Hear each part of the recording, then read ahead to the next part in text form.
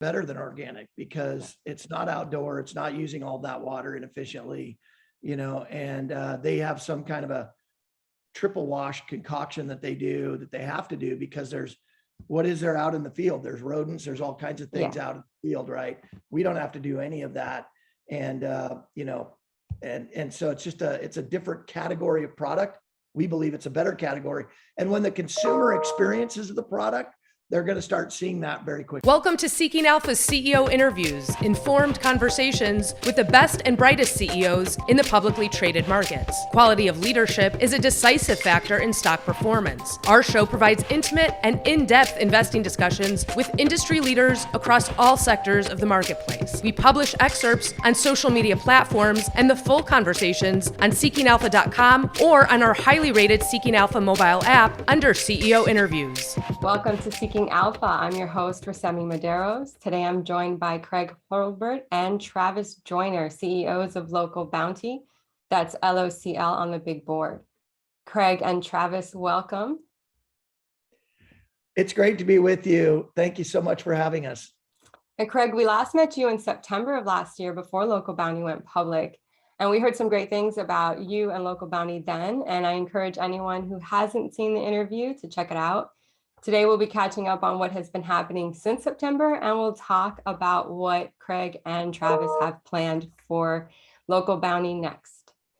So to start, who would like to give us a brief interview about themselves and LOCL Bounti? If you could describe the business for anyone who might be hearing about LOCL Bounti for the first time. Hey, Travis, why don't you give a quick overview of yourself, and then I'll follow up. Yeah, so Travis Joyner, co-founder, co-CEO of LOCL Bounti. Career started first in law, then management consulting and market research. About 10 years ago, Craig and I started working together, had a venture capital firm, private equity firm, and we're investing primarily in energy, water, ag infrastructure, and technology before stumbling into the CEA space in roughly 2017, and then ultimately shutting down our other operations and creating LOCL Bounti, forming LOCL Bounti in 2018. Yeah, great, Travis. Thank you. Craig Hurlbert, it's great to be back with Seeking Alpha. Really enjoyed the conversation in September. And Rosemi, it feels like a lot's happened since then to us. We actually made it out public. We're now, as you mentioned, traded LOCL on the New York Stock Exchange. And it was a very busy fall, running a business and getting out as well. We ended up going public in the middle of November. We actually rang the bell on the New York Stock Exchange on December 3rd. So it was a busy fall holiday season. And then, as you mentioned, we just completed the transaction with Pete's, which I believe is not just transformational for LOCL Bounti, it's transformational for the whole controlled environment agriculture industry. Combining LOCL Bounti's patent pending stack and flow technology with someone like Pete's, who's been doing this for 25 years. We call them the OG of the indoor farming business. We got really three really important things. The first one is we got talent, and a bunch of it. They are just loaded. They know what they're doing. A lot of repetitions, pleasing customers, and pleasing taste buds. And so talent's a big one. Second one, we got geography. They're located in California, and they also have two facilities in California, one under construction in Georgia that will begin producing product in July or so in that ballpark, and a second phase to that project as well. So geography is the second thing we got. And then we got 10,000 doors as well. They're currently have a national footprint in 10,000 grocery stores around the country. And those three things combined really make it a fantastic transaction for us. And I think most importantly, the two businesses are wildly complementary. The integration went very smooth. One of the Pete's team members said it feels like a zipper is being zipped up with the two businesses coming together, providing our, let's say groundbreaking technology, stack and flow, with a real serious operator that has been profitable for many, many years. I think brings a level of financial leadership to the CEA space that candidly has been missing. Yeah, that's great. I think that hearing that Pete's is happy about it as well, that's really says a lot for you guys, because Local Bounty is really disruptive to the conventional agriculture. And there are a lot of advantages to controlled environment agriculture, CEA. What problems with conventional agriculture does the CEA industry address? It's a great question. And it's really, I think, one of the big questions for the world to solve. The way we're producing food today is not sustainable. It just is not. Indoor farming, Local Bounty specifically uses 90% less water and land, and we can grow products closer to the end consumer. So we cut out wasteful food miles. Conventional agriculture, primarily as it relates to the leafy section where we're at, lettuces and herbs, is grown primarily in the US, in California, in the Salinas Valley, and in Yuma, Arizona. And so if you live on the eastern United States, those products are coming from a long way away. Both of those areas I just mentioned are struggling with water, are struggling with all kinds of effects of climate change. As you know, oil is at $105 a barrel this morning, which means fertilizer prices are up, which means the cost to move product from California or Arizona to North Carolina is way up. And so a lot of their cost inputs on the conventional side are going up, whereas on our side, the cost drivers are actually going down through innovation and other things. So what you really have is a convergence of two ways of doing things, kind of the older way or the traditional or conventional way, to use your word, and the new way, indoor, like Local Bounty is doing. And I think what you're going to see is more and more consumers demanding a better product, which is what we produce, a kind of a new category of product, lasts longer, has better texture, and is just way better for the environment. So it's estimated we're wasting 50% of the food we're producing. And a big reason for that is because it's grown so far from where it's consumed, and leafies, perishables, just don't travel very well. So we are out to really change the game. Right now, we're about 1 or 2% penetrated on a $30 billion market. That's the whole industry. So the conventional people have 99% of the market, and the indoor farmers are really coming along. And Local Bounty's vision is to become the leading indoor farming business by really providing transparency and financial leadership, and also creating great products for our consumers. And you mentioned water. Are there any concerns with water regulations as you move into different regions and around the country and around the world, which was one of the things you talked about in the last interview? Water is definitely a concern. We've lived and grown up in an era where water was kind of undervalued, if it was valued at all. Definitely probably underpriced. So the fact that we're so water efficient is a big deal for the planet, and candidly is necessary. So yeah, the water side of things for us is just a huge win over the conventional way of doing it. Yeah, and one thing that differentiates Local Bounty from other CEA companies is your farming approach, which is a hybrid between greenhouse and vertical farming. Tell us a little bit about that. Great question. So when we started, as Travis mentioned, we started digging in on the CEA industry. We obviously went quickly to the technologies, and there's either vertical farming or greenhouse farming. Those are the two technologies out there. Travis and I both come from an energy world where unit economics are everything. And so when we started looking at the CEA industry through that energy lens, it was clear to us that we had to have great unit economics, or the business would not survive over the longer term. So we started looking at the two technologies, and I'll maybe start and then Travis can jump in.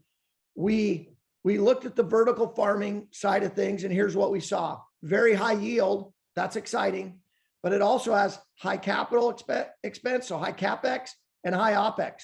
So a high yield, high cost model. The greenhouse model is a lower yield, but it also has lower CapEx and lower OpEx. So low yield, low cost.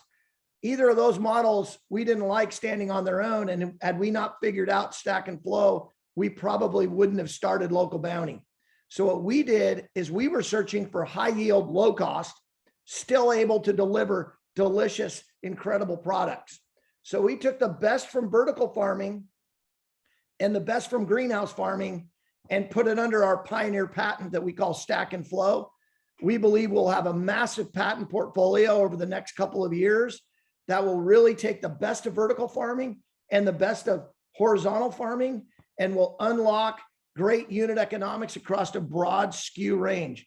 Many of the technologies I just discussed can only grow a handful of things profitably if they can even do that. In our very first facility, in our very first year, Local Bounti had positive gross margins, where many in the industry are not projecting positive gross margins. They've been in business for 10 or 15 years, still don't have positive gross margins. So we really attacked it on a unit economic basis. That's Travis, great. do you want to add to that a little bit? Yeah, sure. I think, some of the things that differentiate the technology, and I'll just, maybe kind of explain it at a high level. What we found was that, the key for us to unit economics was minimizing and reducing the ultimate greenhouse cycle. So ultimately what you're trying to do is turn that facility and just, picture a piece of land. If you could, turn that piece of land as many times per year with a product, it's pretty transformative to the numbers. And what we found was that, to Craig's point, blending vertical and horizontal really enabled you to impact crop cycle in unique ways. And so what we started to do and iterate early on was using a vertical farm system, what we call our stack system, to stack literally hundreds of thousands of young plants, little baby seedlings. And when they hit the magic moment in that recipe for whatever it is that we're growing, that's when we use automation to move that plant into the greenhouse where it finishes its grow out. And I think for us, we've really built a culture around unit economics. What we like to say is we do the math.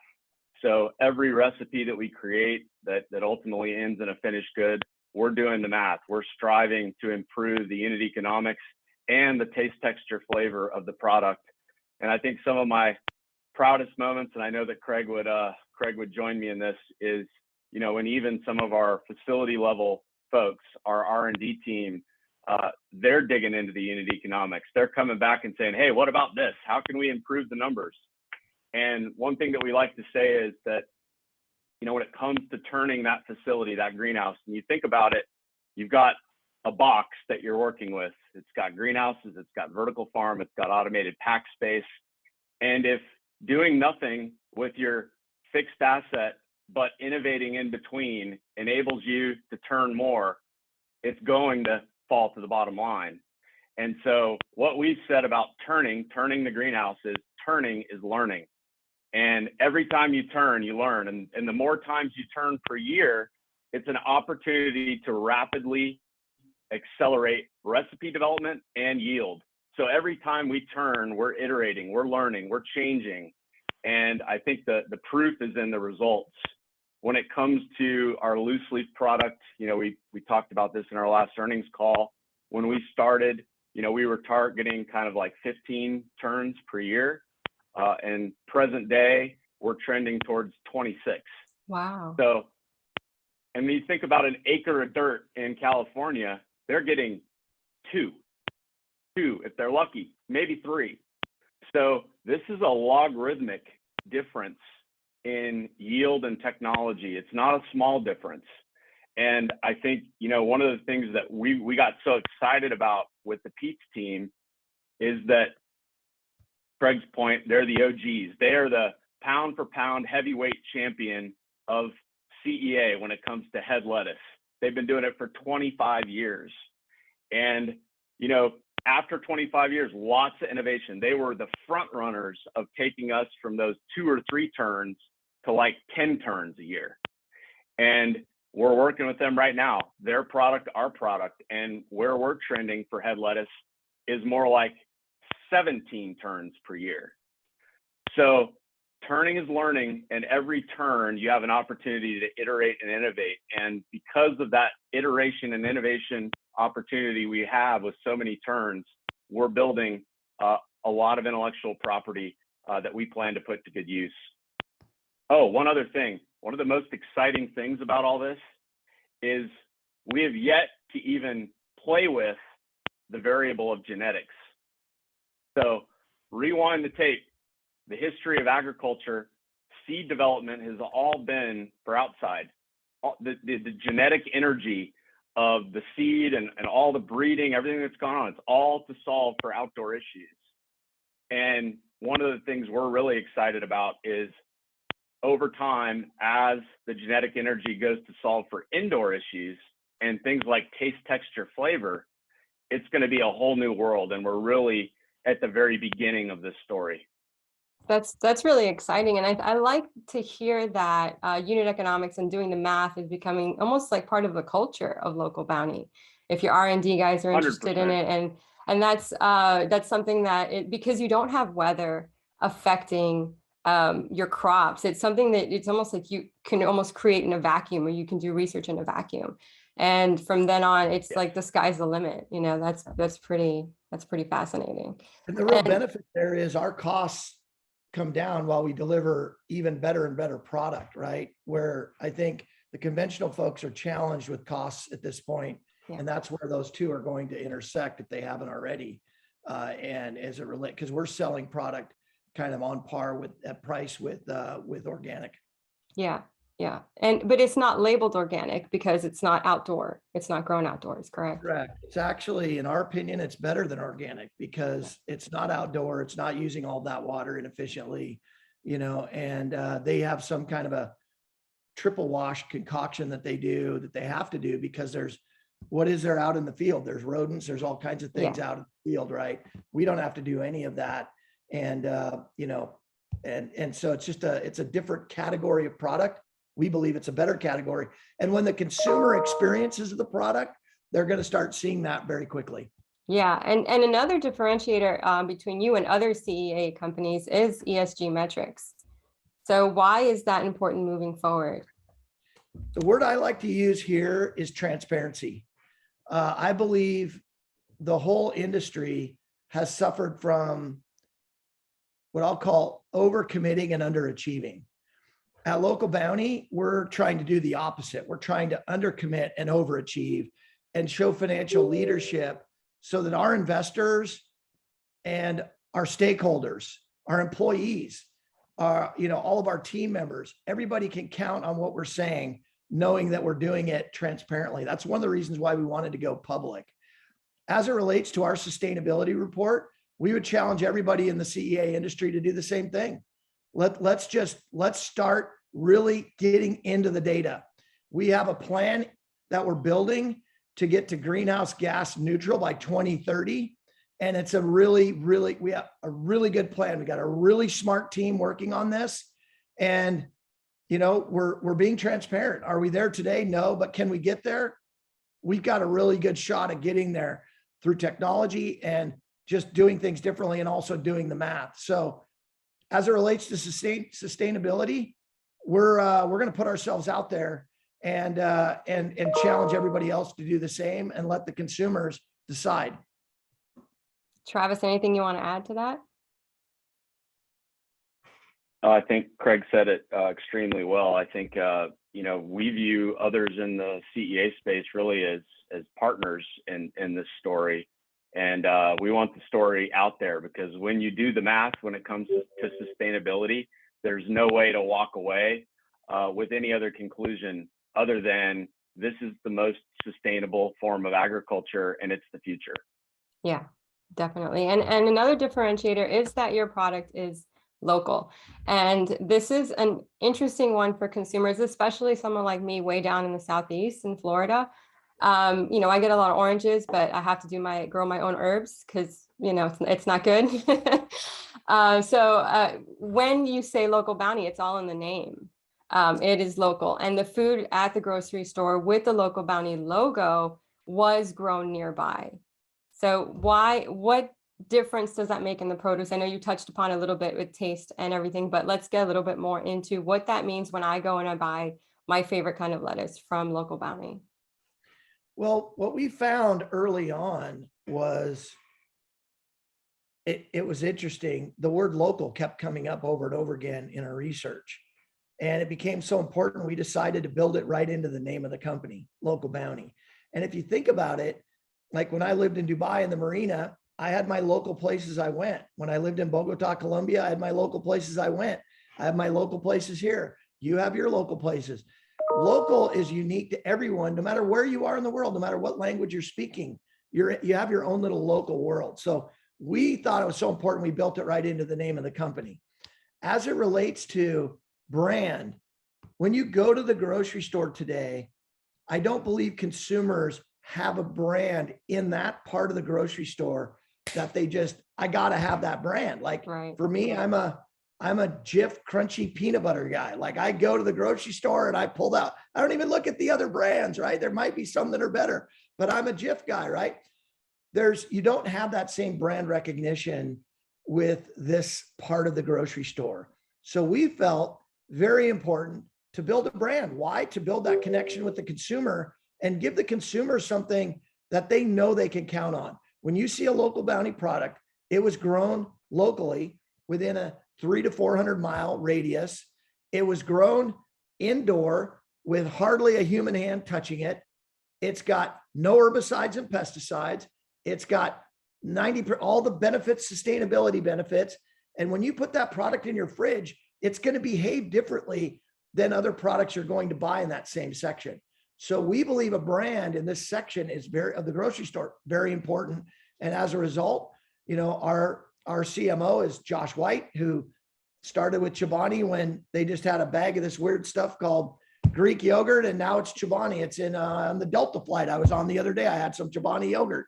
I mean, so Josh has been with us from literally day one and has helped us kind of think through our brand strategy. And that's really the goal there. And what are the connotations the consumer will have ideally when they see Local Bounty in the grocery store, and how will they engage with that brand aside from picking it up at the grocery store?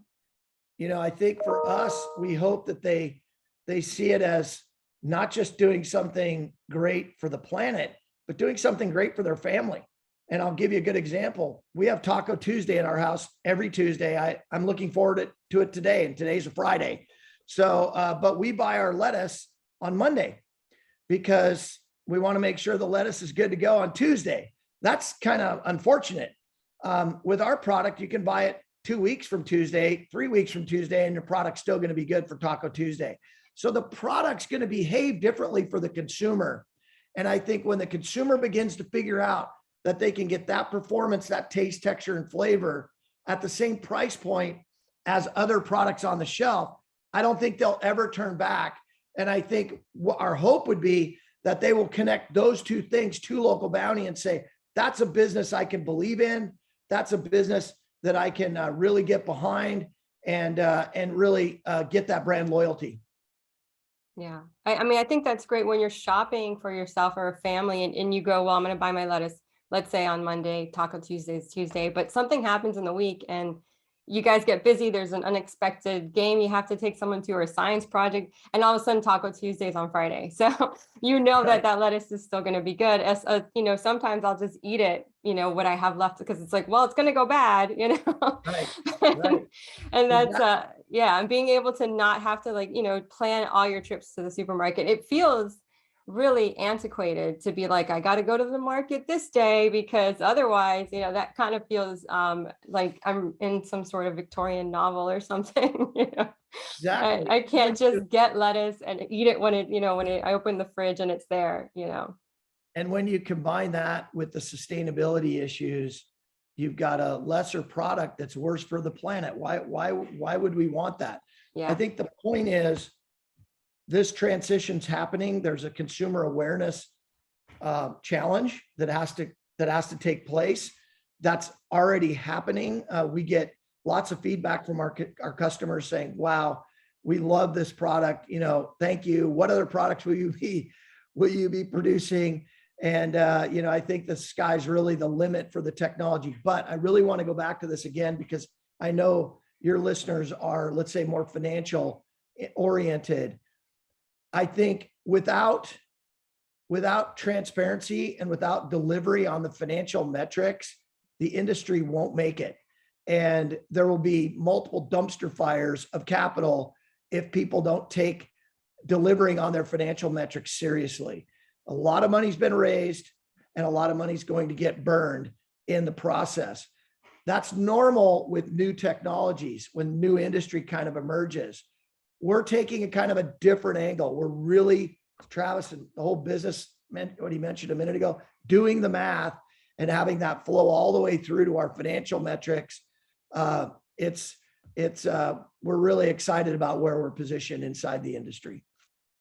Yeah, it's a culture of modernity, but it's a culture of constant improvement as well. So I think Correct. that's, and when you have two guys coming from an energy space and you're really making yourselves more and more efficient, that's going to be great for any investor moving forward.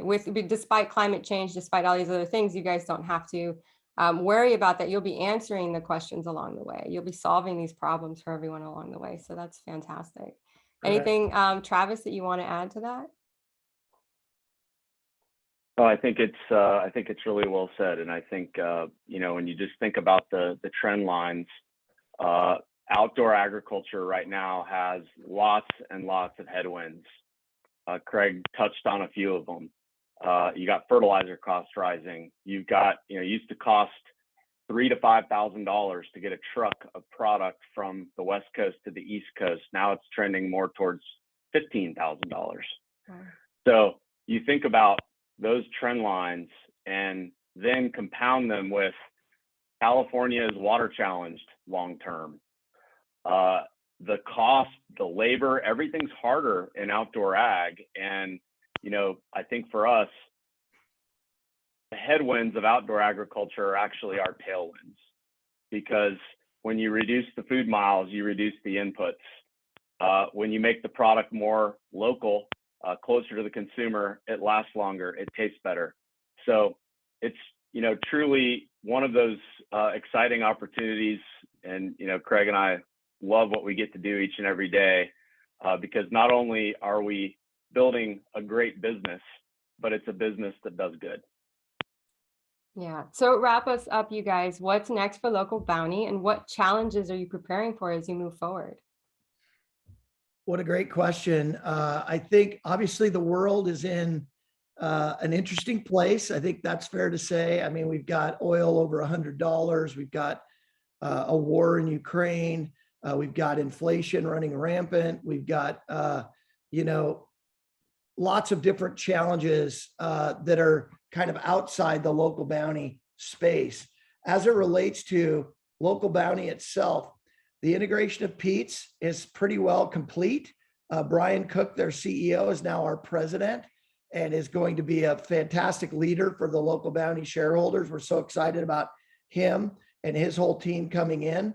I will say we have a very robust business plan. We're capitalized. We have Cargill as a debt partner. They are very excited about where we're positioned and how we rack and stack with the other players. And so we're kind of off to the races. I do believe that people still have to eat. So I know in the inflationary world that we're living in, being in the food business is probably a good place for Travis and I to be and be really focused on unit economics and still delivering great products.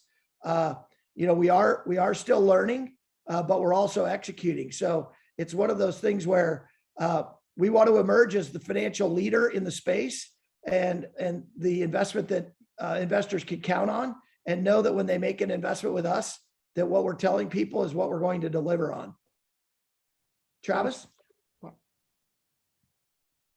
Yeah, I think really well said. And I think when, we look ahead over the next few years, it's really all about doing the math.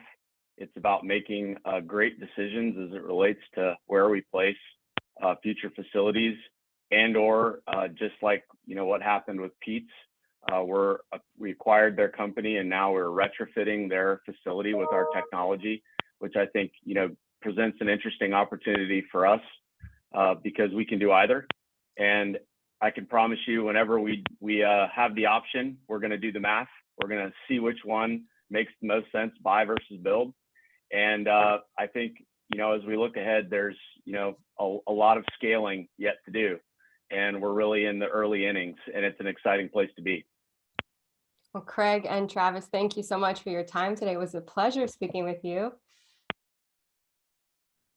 It was so great to be with you today. Thank you so much. And we really appreciate all that you guys do to help educate investors. And so thank you so much for your time. Yep, keep doing the math, and best of luck to Local Bounti trading on NYSE as LOCL.